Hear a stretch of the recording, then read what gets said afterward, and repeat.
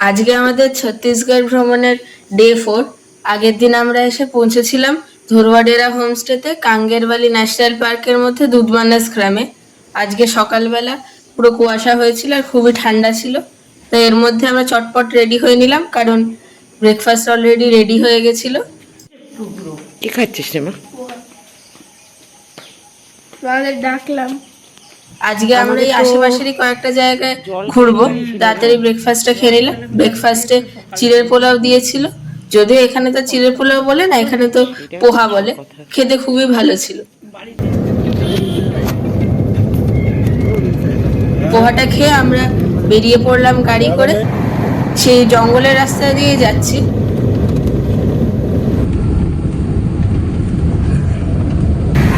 ये रास्ता सीधा किधर गया? हैदराबाद सीधा हैदराबाद। लेकिन ये तो हाईवे नहीं है ना, हाईवे है उस तरफ?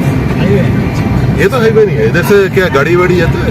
ट्रक? জঙ্গলের মধ্যে দিনের বেলা তো দেখছি চারদিকে সিকিউরিটি গার্ড দিচ্ছে, কিন্তু খুব একটা বেশি আমরা জঙ্গলের রাস্তাতে যাইনি। একটু পরে আমরা গ্রামের রাস্তায় উঠে গেছি। কাঙ্গেরবালি ন্যাশনাল পার্কে 3টে কেভস আছে, মানে বিখ্যাত কেভস, কুটুমসার, পাণ্ডব আর কৈলাস। এই 3টে কেভসই হচ্ছে বর্ষাকালে বন্ধ থাকে, জলটা ঢুকে যায় বলে। আমরা তো বর্ষার অনেক পরে এসেছিলাম, ভেবেছিলাম যে এখন হয়তো খোলা পেয়ে যাবো কেভসগুলো, কিন্তু এখানে এসে জানতে পারলাম যে কেভসগুলো এখনো বন্ধ আছে। তোমরা যারা এখানে আসতে চাও তাদের অনেকটা সময় নিয়ে এসো আর লোকাল লোকজনকে জিজ্ঞেস করে এসো কেভসগুলো খোলা আছে কি। আমরা এই কেভসগুলো দেখতে পাচ্ছি না বলে দূরে আর একটা কেভসে যাচ্ছি, সেটা হচ্ছে মাদারকোন্টা বা মন্দারকোন্টা। যদিও এই কেভসে যাওয়ার আগে আমরা আরো দুটো জায়গা দেখে তারপর যাব।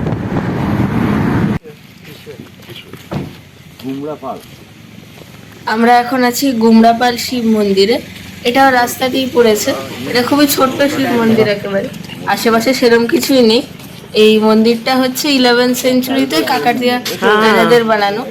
তবে ইন্টারেস্টিং ব্যাপার হচ্ছে এই মন্দিরটা এখনো পুজো হয়। আমরা যখন গেলাম তখন ওখানকার যে পুরোহিত সব পুজোর জোগাড় যন্ত্র করছে।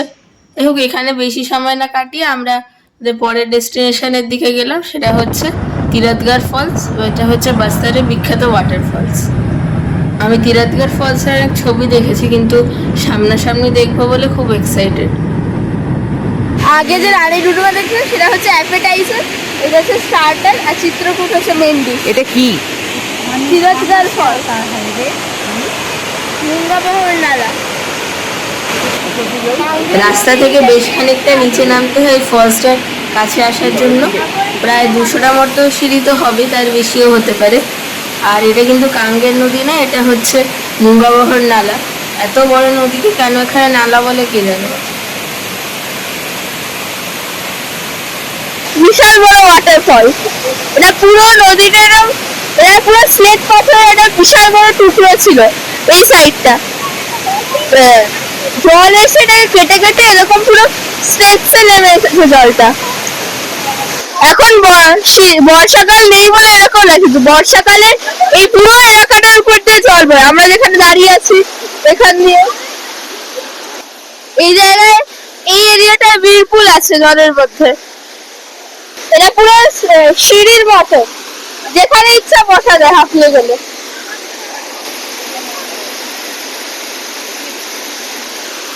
উপরে একটা মন্দিরও আছে। এই মন্দিরগুলো নিচ থেকে বোঝা যাচ্ছিল না, কিন্তু উপরে এসে দেখলাম যে মন্দিরগুলো খুবই পুরনো মন্দির।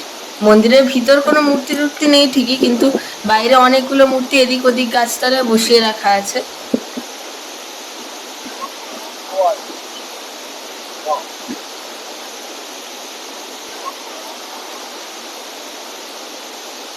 মন্দিরগুলো এখানে এসে বুঝতে পারলাম যে এই জায়গাটা হচ্ছে এই ফলসটার মাঝামাঝি, তাই জন্য এখান থেকে পুরো সামনের দিকে ফলসটার খুবই সুন্দর একটা ভিউ পাওয়া যায়। আমরা এখন আরেকটু উপরে উঠে এসেছি। এই সাইডে আরো একটা এরকম ধারা আছে, সেটা বড় পাথরের জন্য এই সাইড থেকে দেখা যায় না। এখানে বহু পুরনো মন্দির আছে কয়েকটা, ওই উপরে একটা আছে, এইখানে দুটো আছে। তো সবই কবে বানাচ্ছে কেউ জানে, সম্ভবত মূর্তিগুলোও ভিতরে নেই।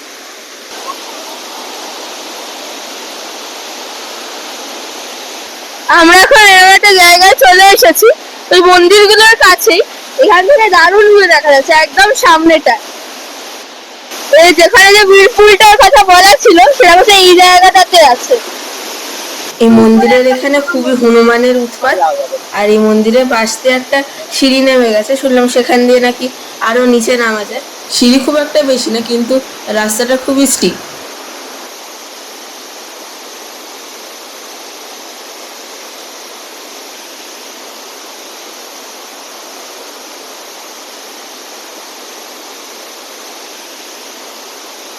এইখান থেকে দুর্দান্ত লাগছে, এখানে জল এত ফোর্সে পড়ছে যে জলটা পড়ে পুরো বেকার হয়ে যাচ্ছে।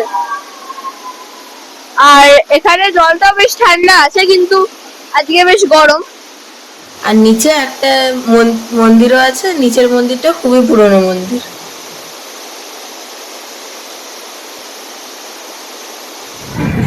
এই যে তিরথগড় ফলসটা যে স্লেট পাথরের জন্য ধাপ ধাপ হয়েছে, মানে এই পাহাড়টা হচ্ছে আর কি স্লেট পাথরের, তাই জন্য ধাপ ধাপ হয়ে আছে। এখানে দেখলাম স্লেট পাথর চারদিকে অনেক কিছুতে ইউজ করা হয়, ক্ষেতের চারদিকে বেড়া দিতে ইউজ করা হয়, এমনকি পাথরগুলো ঠিকঠাক করে নিয়ে ঘরের চালেও ইউজ করা হচ্ছে।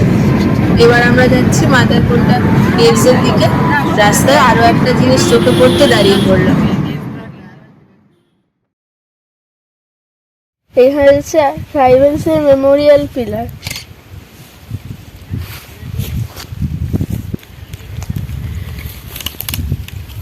যে পাথরের যেগুলো লম্বা আছে সেগুলো सीमेंटेड वगैरह इधर यूज नहीं करते थे, तब का वो मेमोरी पिलर है।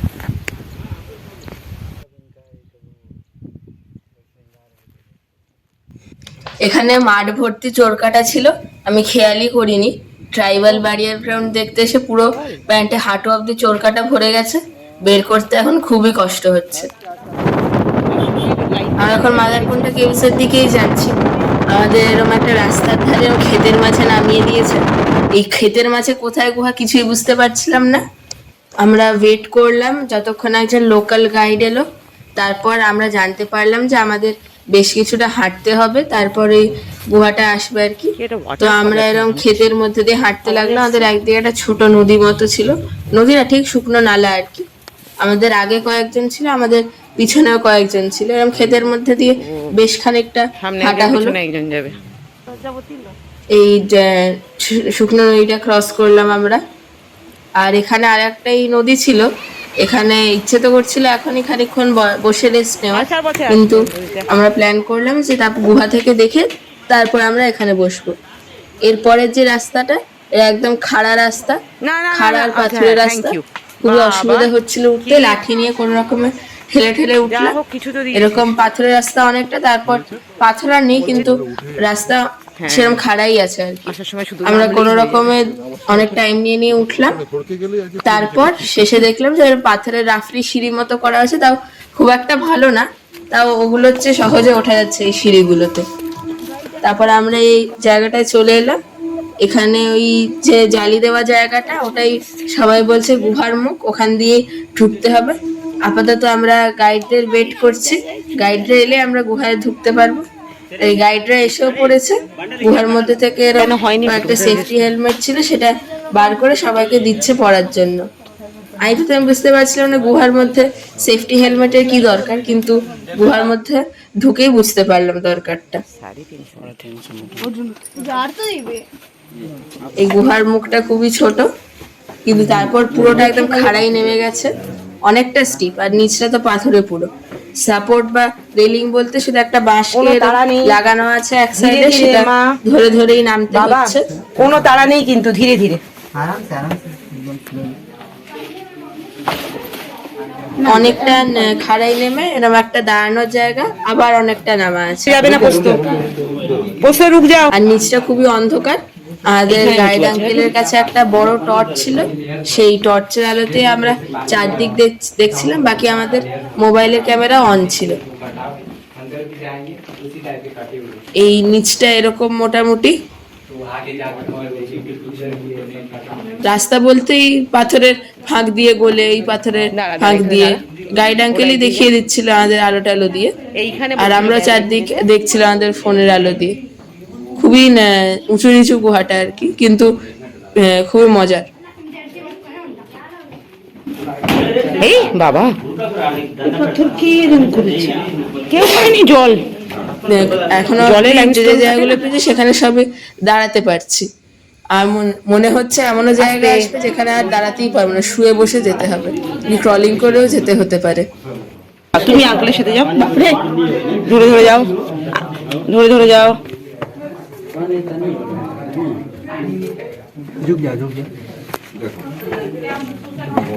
আর না যেতে পারলে বসো, অসুবিধা নেই কিছু।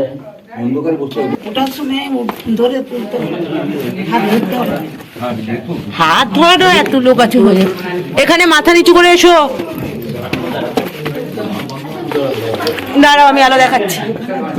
হ্যাঁ। আমি এখন যেখানে আছি সেখানে দাঁড়ানোর কোনো জায়গা নেই, একদম বসে থাকতে হচ্ছে, দাঁড়ালে উপরে ছাদে মাথা ঠুকে যাবে। মাথা নিচু করো, টুকুন আর আমরা চারদিক দেখছি স্যালাকটাইট স্যালাগমাইট গুলো খুবই সুন্দর, চারদিকে এরকম হয়ে আছে জলের জন্য আর কি, জলের জন্য লাইমস্টোন গুলো চুইয়ে চুইয়ে পড়ে এরকম স্ট্যালাকটাইট স্ট্যালাগমাইটের ফরমেশন হয়ে আছে। আর পাথরের গায়ে এরকম জলের দাগ আছে, এই সোজাগুলো এগুলো জলেরই দাগ। আর এই এরকম রাস্তা পাথরের খাঁজের মধ্যে মধ্যে দিয়ে এই পাথরের নিচে ওই পাথরের উপরে গাইড আঙ্কেল না দেখালে আমরা যেতেই পারতাম না। কীর্তিখানা দেখো, কীর্তিটা।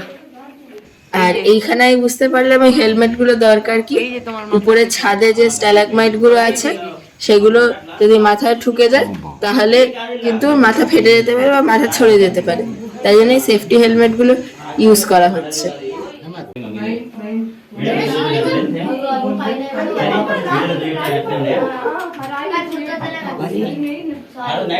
মোবাইলই ঠিক আছে, বুঝলে?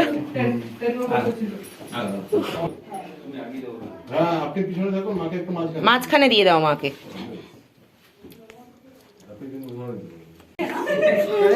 এই আর একটা এরকম বড় চেম্বারের মতো জায়গা, মাঝে মাঝে এরকম চেম্বারের মতো জায়গা আসছে, আবার মাঝে মাঝে এরকম সরু প্যাসেজ আর কি। দিদুনরা এখনো আছে, যদিও আমার মনে হয় না দিদুনরা যেতে পারবে, দিদুনের তো শাড়ি পরে খুবই কষ্ট হচ্ছে, দিদুনরা হয়তো আর যাবে না, কারণ সামনেটা গাইড আঙ্কেল বলছে খুবই স্টিপ আছে। আমি মা আর বাবাই শুধু আছি, আমরাই যাচ্ছি এখন সামনের দিকে। इनका तो पैर लंबा लंबा है, हो जाएगा आसानी से।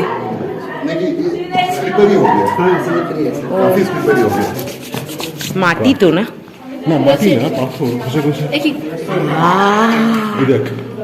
এখানে কেউ এরকম শিবলিঙ্গ মূর্তি এইসব পড়ে গেছে পুজো দেওয়ার জন্য আর কি, বোধহয় পুজো টুজো দিতে আসে রেগুলারলি, জানি না।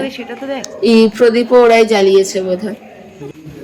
তারপর এই হচ্ছে লাস্টে, এটা বড় চেম্বারের মতো লাস্টে, এখানে ছোট ছোট স্ট্যালাগমাইট স্ট্যালাকটাইট হয়ে আছে। আর এরকম পাথরের গায়ে জলের ডিজাইন হয়েছে লাইনগুলো।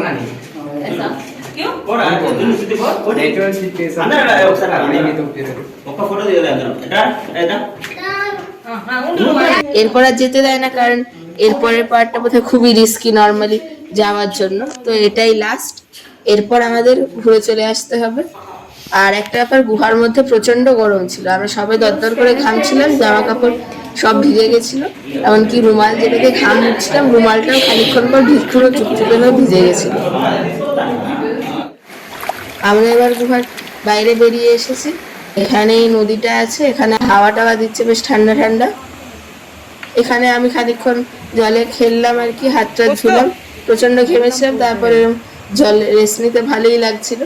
কিন্তু আমাদের আরো একটা জায়গায় যাওয়ার আছে, তাই জন্য আমরা বেরিয়ে পড়লাম। এত করার সময় নেই। আমরা এখন এই দেশ ছেড়ে একটা হাটে এসে গেছি, ট্রাইবাল হাট, ট্রাইবাল লোকেদের বানানো, সপ্তাহে জাস্ট একবারই হয়, বড় হাট, অনেক সবজি জামা কাপড়, হাটটাই আমরা এখন আজকে সকাল থেকেই হাট লেগেছিল, আর আমরা এই যে বিকেলবেলা যখন গেছি তখন হাট প্রায় উঠছি করছে, অনেকে উঠেও গেছে, কয়েকজন এখনো বসে আছে, তারা উঠে যাবে। আর এখানে সবচেয়ে ইন্টারেস্টিং ব্যাপার হচ্ছে সব ক্ষেতের জিনিসপত্র বিক্রি হচ্ছে, এই ভাজা ভুজি জিনিস, তার পাশে ক্ষেতের হলুদ রাখা, আরো এরকম আর কি, আর এই শুটকি মাছ রাখা, আর একটা ইন্টারেস্টিং ব্যাপার হচ্ছে এখানে কোনো ওয়েট বা ওজন নেই, এখানে এরকম জিনিসপত্রগুলো নানা রকম করে ভাগ করা আছে, সেই ডিভিশন অনুযায়ী এক এক রকম দাম হয়, মানে যেটা বেশি জিনিস সেটা বেশি, যেটা কম জিনিস সেটা কম, সেরকম ভাবে সবাই কিনছে। ব্যাম্বু করা। আর এখানে এই ধুনো, লেবু সব কিছু রাখা আছে, সবাই নিজেদের খেতে আর কি। আর এই হচ্ছে গুড়, এরকম বড় বড় ডেলার মতো প্যাকেটে করে বিক্রি হচ্ছে। এখন এই হাটটার সাইডে আমরা ঘুরছি, হাটে অনেক লোক এখনো আছে কিন্তু অনেকে উঠে গেছে।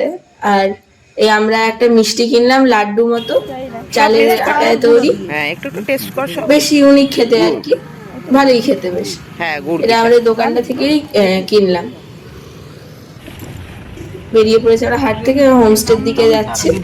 আর এই হাটে একটা ইন্টারেস্টিং ব্যাপার দেখলাম, এই লোকজন লরি করে এসেছিল, তারপর লরি ভর্তি করে জিনিস নিয়ে যাচ্ছে, মানে বেসিক্যালি দূরে দূরে থাকে, এই একদিনে হাটে এসেছিল, যা জিনিস কেনার পুরো সপ্তাহের বাজার বা মাসের বাজার করে আবার এই লরিতে করে বাড়ি চলে যাচ্ছে।